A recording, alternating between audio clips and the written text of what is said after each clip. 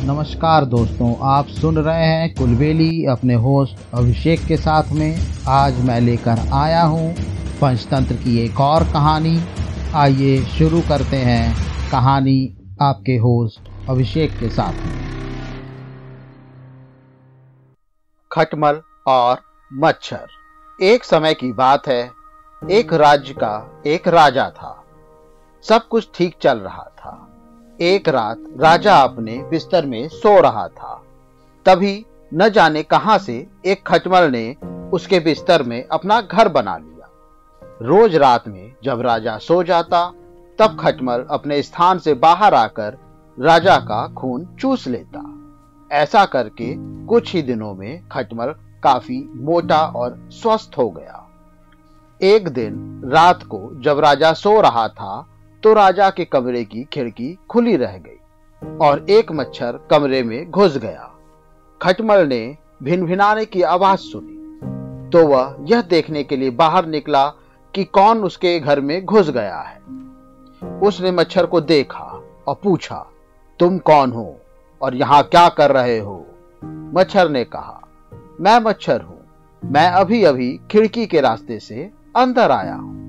मैं बहुत थका हुआ हूं और थोड़ा आराम करना चाहता हूं। यह सुनकर खटमल को गुस्सा आया और वो बोला, नहीं, तुम आराम नहीं कर सकते क्योंकि यह मेरा इलाका है।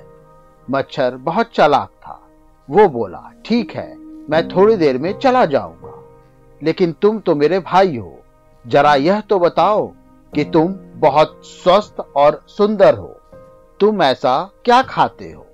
यह सुन खटमल को बहुत अच्छा लगा और वो बोला, मैं एक खटमल हूं और मैं रोज रात में राजा का स्वादिष्ट खून चूसता हूं।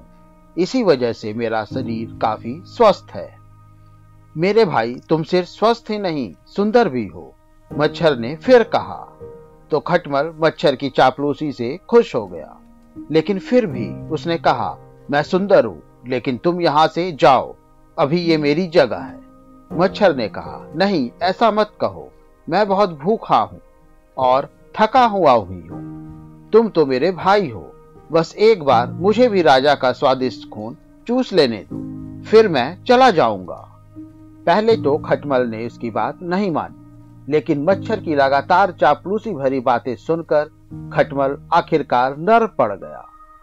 लेकिन उसने मच्छर को चेतावनी दी, याद रखो, राजा को सिर्फ तभी काटना जब वो गहरी नींद में हो, वरना वो उठ जाएगा और हमारा जीवन खतरे में पड़ जाएगा। मच्छर तैयार हो गया। अब मच्छर राजा के सोने की प्रतीक्षा करने लगा। खटमल उस रात अपने घर में ही था। जब राजा सोने आया तो मच्छर बहुत ही खुश हो गया। जैसे ही राजा अपने बिस्तर पर लेटा, मच्छर ने उसे काट लिया। राजा की नींद खुल गई और वो गुस्से से उठा।